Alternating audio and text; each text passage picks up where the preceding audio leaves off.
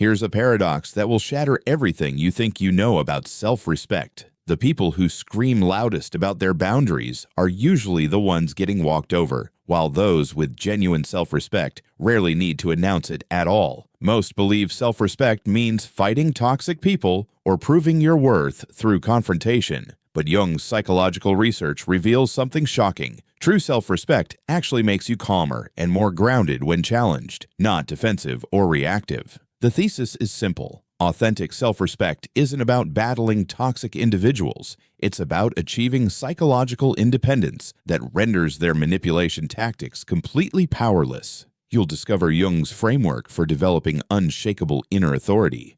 Learn to recognize toxic manipulation before it affects you and master maintaining dignity without becoming emotional, the most counterintuitive part. The stronger your self-respect becomes, the less you'll ever need to prove it. Subscribe and comment below if you've ever compromised your values or felt completely drained after dealing with manipulative people. Jung's shadow work. Understanding how toxic people exploit your unconscious insecurities. Carl Jung discovered that every person carries a psychological shadow, the collection of repressed thoughts, emotions, and aspects of personality that we refuse to acknowledge about ourselves. This shadow contains our deepest insecurities, fears, and unresolved wounds. Here's what most people don't realize. Toxic individuals are masters at detecting and exploiting these hidden vulnerabilities with surgical precision.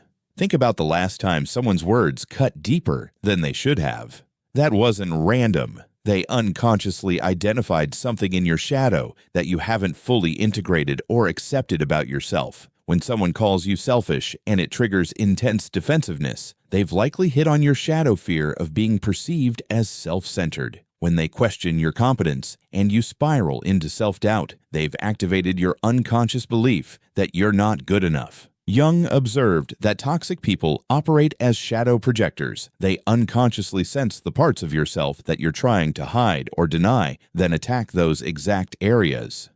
This is why their criticism feels so devastating, while similar comments from others might bounce off harmlessly. They're not just attacking your conscious self-image. They're targeting the vulnerable aspects you've buried in your unconscious mind. The manipulation becomes even more insidious because toxic individuals often project their own shadow material onto you. A chronically dishonest person will constantly accuse you of lying. Someone who lacks empathy will claim you're the cold, uncaring one. They're unconsciously trying to rid themselves of their own uncomfortable truths by making you carry the psychological burden instead. Most people remain completely unaware of this shadow dynamic, making them easy targets for emotional manipulation. They react from their wounds rather than responding from their wisdom, giving toxic people exactly the emotional supply they're seeking while simultaneously abandoning their own self-respect in the process. The individuation process. Why developing your authentic self makes you immune to external manipulation. Jung's concept of individuation represents the psychological journey toward becoming your complete, authentic self, rather than living as a collection of other people's expectations and societal roles. This process is your ultimate defense against toxic manipulation because it creates an unshakable internal foundation that external forces cannot penetrate or destroy. When you haven't individuated, you're essentially a psychological chameleon, constantly shifting your identity based on who you're around and what you think they want from you. Toxic people exploit this instability ruthlessly. They sense that your sense of self depends on external validation, so they withhold approval, offer conditional love, or create artificial scarcity around their attention to keep you psychologically dependent on them. The individuation process requires you to confront uncomfortable truths about yourself, integrate your shadow material, and develop your own value system independent of what others think you should believe or how they think you should behave. As you progress through this journey, something remarkable happens. Other people's opinions of you become increasingly irrelevant to your core sense of identity and self-worth. Consider how a fully individuated person responds to criticism versus someone still seeking external validation. The individuated person can evaluate feedback objectively, taking what's useful and discarding what isn't, without their entire self-concept being threatened. They don't need to defend themselves against every perceived slight because their worth isn't up for debate by external parties. This psychological independence creates what Jung called authentic authority. You become unmovable not through aggression or defensiveness, but through the quiet confidence that comes from knowing exactly who you are and what you stand for. Toxic people lose their primary weapon against you because manipulation only works on people who doubt themselves, need external approval, or haven't developed their own internal compass for navigating life's challenges and relationships. Projection recognition. How to identify when toxic people are projecting their own issues onto you. Jung discovered that projection is one of the most powerful unconscious defense mechanisms humans use to avoid confronting uncomfortable aspects of themselves. When toxic people project, they're essentially taking their own psychological material and attributing it to you, making you the container for everything they refuse to acknowledge about their own character and behavior. The process happens automatically and unconsciously. A person who chronically lies will become obsessed with your supposed dishonesty. Someone who manipulates others will constantly accuse you of being manipulative. An individual who lacks genuine empathy will label you as cold and uncaring. They're not consciously choosing to do this. Their psyche is desperately trying to maintain their self-image by expelling the threatening material onto an external target. Here's how to recognize projection in real time. First, notice when accusations feel completely disconnected from reality or disproportionate to any actual behavior. If someone claims you're selfish after you set a reasonable boundary, that's likely projection. Second, observe if they're accusing you of the exact behaviors they consistently demonstrate themselves. Third, pay attention to the emotional intensity behind their accusations. Projection typically carries an irrational charge that exceeds what the situation would normally warrant. The most insidious aspect of projection is how it can make you question your own reality and take responsibility for their psychological issues. When someone repeatedly tells you that you're the problem, your natural empathy might lead you to internalize their projections and begin believing their distorted version of events. Once you understand that their attacks are actually confessions about their own internal state, their words lose their power to destabilize you. You begin to see their projections as information about their psychological condition rather than accurate assessments of your character. This recognition allows you to maintain your self-respect by refusing to carry the psychological burdens that rightfully belong to them. Psychological boundaries, creating invisible barriers that protect your mental space without confrontation. Most people misunderstand boundaries as external walls they build through arguments, ultimatums, or dramatic declarations. Jung's approach to psychological boundaries operates on a completely different level. They're internal structures that protect your mental and emotional space without requiring any external enforcement or confrontation with toxic individuals. These invisible barriers function like a psychological immune system. When someone attempts to manipulate, guilt trip, or emotionally hijack you, properly established boundaries automatically filter out the toxic material before it can penetrate your consciousness and affect your emotional state. The boundary isn't something you announce or defend. It's something you embody through your internal relationship with yourself. The foundation of psychological boundaries lies in what Jung called differentiation, the ability to distinguish between your thoughts, feelings, and responsibilities versus those belonging to other people. When someone tries to make you feel guilty for their emotional reactions, a strong internal boundary immediately recognizes that their feelings are not your responsibility to manage or fix. This creates a fascinating dynamic where toxic people often escalate their behavior initially because their usual manipulation tactics aren't generating the expected emotional response from you. They're accustomed to people becoming defensive, reactive, or apologetic. When you remain psychologically separate from their chaos, they lose the emotional supply they were seeking. The key is developing what Jung described as conscious containment, the ability to witness someone's toxic behavior without absorbing it into your own psychological system. You can observe their anger without becoming angry yourself. You can acknowledge their accusations without accepting them as truth. You can hear their demands without feeling obligated to comply. These boundaries require no external validation or enforcement because they exist entirely within your own consciousness. Toxic people can't argue with them, manipulate around them, or convince you to lower them because they're not even aware the boundaries exist. The persona versus Zeitgeist. True self. Why people-pleasing destroys self-respect, and how to break the pattern. Jung identified the persona as the mask we wear to navigate social situations and meet external expectations. While having a functional persona is necessary for society, problems arise when people become so identified with their mask that they lose connection with their authentic self underneath. This disconnection makes them vulnerable to toxic manipulation because they prioritize external approval over internal integrity. People pleasers have typically developed an overdeveloped persona designed to avoid conflict, gain acceptance, and maintain harmony at any cost. They've learned to suppress their genuine thoughts, feelings, and needs in favor of what they believe others want from them.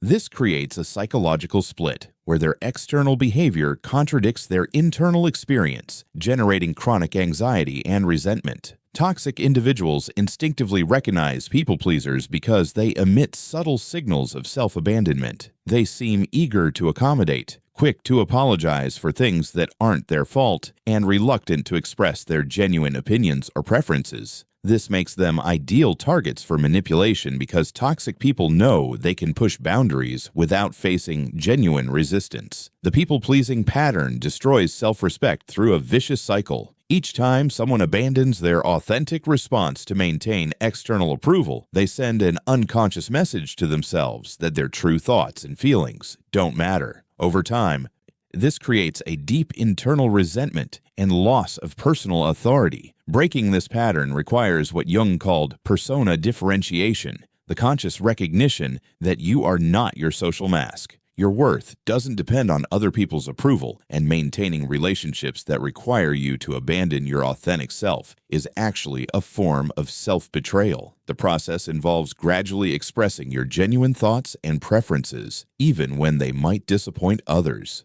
Each authentic expression strengthens your connection to your true self and reduces the psychological power that external validation holds over your behavior and decisions. Emotional regulation mastery. Jung's techniques for staying centered when others try to trigger you. Jung understood that emotional regulation isn't about suppressing feelings or pretending to be unaffected by toxic behavior. Instead, it's about developing the psychological capacity to experience emotions without being controlled by them, maintaining your center even when others are deliberately trying to destabilize your emotional state. The foundation of Jung's approach lies in what he called active imagination combined with conscious observation. When someone attempts to trigger you, instead of immediately reacting from the emotional charge, you learn to observe the emotion as it arises within your body and consciousness. You notice the physical sensations, the thoughts that emerge, and the impulse to react.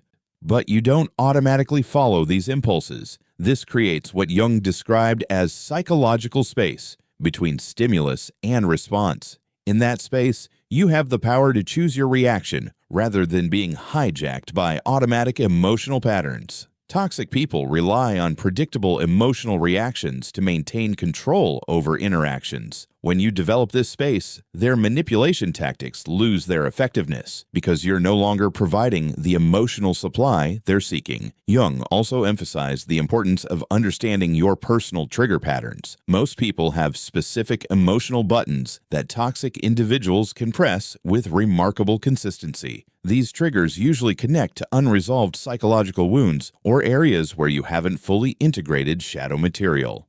By identifying these patterns, you can prepare for them and respond from consciousness rather than unconscious reactivity. The practice involves what Jung called holding the tension of opposites. When someone tries to make you angry, you can acknowledge the anger without expressing it destructively. When they attempt to guilt you, you can recognize the manipulation without absorbing the guilt. This doesn't mean becoming emotionally numb. It means developing the psychological maturity to feel your emotions without being controlled by them or allowing others to weaponize your emotional responses against your own self-respect. The power of silence. When not responding becomes your strongest form of self-respect, Jung recognized that silence carries profound psychological power.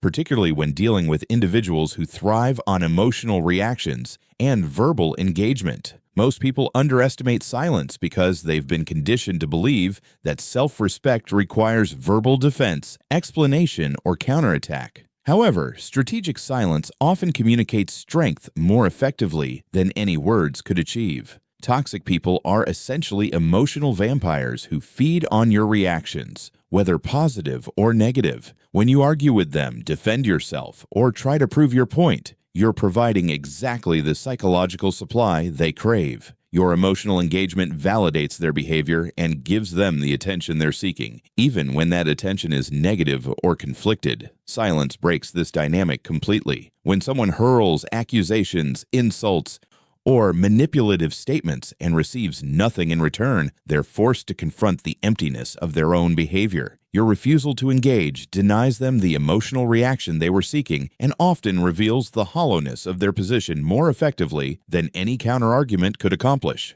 Jung distinguished between different types of silence. Passive silence emerges from fear, avoidance, or inability to respond. This type of silence actually empowers toxic behavior because it signals that their tactics are working. Active silence, however, is a conscious choice made from a position of strength. It communicates that their behavior isn't worthy of your mental energy or emotional investment. The psychological impact on toxic individuals is profound. They're accustomed to people becoming defensive, reactive, or apologetic. When you respond with calm, conscious silence, it disrupts their entire manipulation framework. They often escalate initially, trying different tactics to provoke the reaction they're seeking. But eventually, most will move on to easier targets who provide the emotional drama they crave. Your silence becomes a form of psychological aikido, using their own aggressive energy against them while maintaining your dignity and internal peace. Toxic relationship dynamics, understanding the psychological games, and refusing to play. Jung identified that toxic relationships operate through predictable psychological patterns that function like unconscious games with unspoken rules. These dynamics persist because both parties unconsciously participate in maintaining the toxic cycle, even when one person genuinely wants to escape. Understanding these patterns is essential for developing the self-respect necessary to refuse participation entirely. The most common dynamic Jung observed was what he termed the rescuer-persecutor-victim triangle. In this pattern, people unconsciously rotate between three roles, creating drama that feels meaningful but ultimately serves no constructive purpose. The toxic person might play victim to manipulate sympathy, then switch to persecutor when they don't get what they want, then become rescuer when they sense you're pulling away. Your self-respect erodes because you're constantly adapting to their changing roles instead of maintaining your own psychological center. Another destructive pattern involves what Jung called psychological projection ping pong, where toxic individuals consistently attribute their own issues to you, forcing you into a defensive position where you're constantly explaining, justifying, or proving your innocence. This game is designed to keep you mentally occupied with their psychological material rather than focusing on your own growth and well-being. The key insight Jung provided is that these games require your participation to continue. When someone tries to cast you as the villain in their personal drama, you have the choice to simply refuse the role. When they attempt to make you responsible for their emotional state, you can decline that responsibility without explanation or justification. Refusing to play these psychological games initially confuses toxic individuals because they've built their entire relationship strategy around these predictable patterns. They often escalate temporarily, trying different manipulation tactics to pull you back into familiar dynamics. However, your consistent refusal to participate eventually makes the relationship unsustainable for them, protecting your self-respect while demonstrating that you value your psychological well-being over maintaining toxic connections. Inner authority development. Building unshakable confidence that doesn't require external validation. Jung's concept of inner authority represents the psychological state where your sense of self-worth, decision-making capacity, and personal values operate independently of external approval or validation. This internal authority becomes your fortress against toxic manipulation because it eliminates the psychological dependency that manipulative people exploit to maintain control over your emotions and behavior. Most people develop what Jung called borrowed authority. Their confidence and self-worth depend on titles, social status, other people's opinions, or external achievements. This creates a fundamental vulnerability because toxic individuals can undermine your confidence by attacking these external sources of validation. They might question your competence, dismiss your achievements, or withdraw their approval to destabilize your sense of self. True inner authority emerges through what Jung described as conscious self-creation. This involves taking full responsibility for your psychological development, making decisions based on your own values rather than social expectations, and developing trust in your own judgment through consistent practice and reflection. You become your own primary source of validation and approval. The development process requires confronting your need for external approval directly. Every time you feel the urge to seek someone else's permission for your choices, you practice making the decision independently. When you catch yourself modifying your behavior to gain approval, you consciously choose authenticity over acceptance. These small acts of psychological independence gradually build your capacity for genuine self-reliance. People with developed inner authority carry themselves differently. They don't need to prove their worth through argument or demonstration because their confidence isn't dependent on other people's recognition. They can receive criticism without their self-concept being threatened, and they can offer their authentic opinions without requiring agreement or validation. This unshakable foundation makes toxic manipulation impossible because the manipulator has nothing to leverage against you. Your worth isn't up for debate. Your decisions don't require their approval, and their opinion of you becomes psychologically irrelevant to your sense of identity. Strategic disengagement. How to remove yourself from toxic situations while maintaining dignity. Jung understood that sometimes the most psychologically mature response to toxicity is complete disengagement, but this must be executed strategically to preserve your self-respect and prevent the toxic person from using your withdrawal as ammunition for further manipulation or character assassination. Strategic disengagement is an art form that requires careful planning and emotional discipline. The first principle of strategic disengagement involves what Jung called conscious detachment. This means making the decision to withdraw from your center of psychological strength rather than from a place of emotional reactivity or defeat. When you disengage from anger, hurt, or desperation, you give the toxic person psychological ammunition to claim they drove you away or that you couldn't handle their truth. Instead, strategic disengagement emerges from a calm recognition that continued engagement serves no constructive purpose and actually damages your psychological well-being. You're not running away from conflict. You're making a mature decision to invest your mental energy in more productive directions. The execution requires what Jung termed gray rock behavior during the transition period. You become psychologically uninteresting by providing minimal responses, avoiding emotional reactions, and refusing to engage with provocative statements or behaviors. This reduces the drama and attention that toxic people typically crave while you prepare your complete withdrawal. Jung emphasized the importance of internal narrative during disengagement. Many people withdraw while carrying guilt, self-doubt, or regret about the relationship. This internal turmoil undermines your self-respect and often draws you back into toxic dynamics. Strategic disengagement requires accepting that some people are incapable of healthy relationship dynamics and that protecting your psychological well-being is not selfish or cruel. The final phase involves what Jung called psychological closure, the internal process of releasing any hope that the toxic person will change, acknowledge their behavior, or provide the validation you might have been seeking. This closure happens within your own consciousness and doesn't require their participation or understanding. Integration and practice. Implementing Jung's principles in real-world toxic encounters daily, Jung emphasized that psychological insights remain worthless unless they're integrated into daily practice through conscious application in real-world situations. Developing self-respect around toxic people isn't a theoretical exercise. It requires consistent implementation of these principles during actual encounters with manipulative individuals.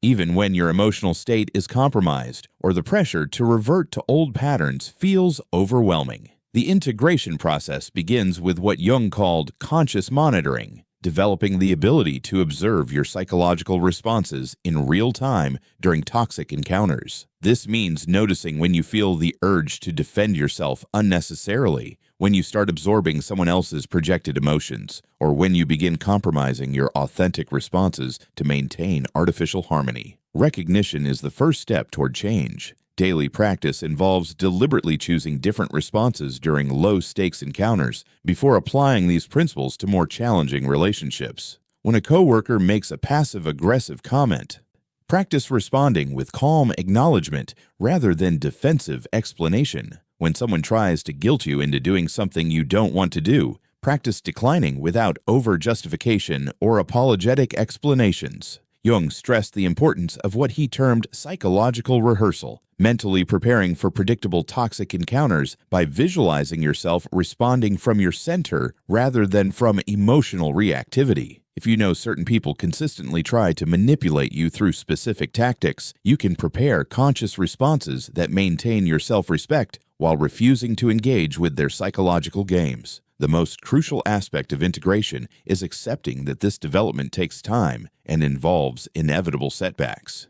There will be encounters where you revert to old patterns, defend yourself unnecessarily, or absorb toxicity you should have deflected. Jung viewed these setbacks as valuable information about areas requiring additional work rather than evidence of failure. Consistent practice gradually builds what Jung called psychological muscle memory, automatic responses that protect your self-respect without requiring conscious effort or emotional energy during each toxic encounter you face.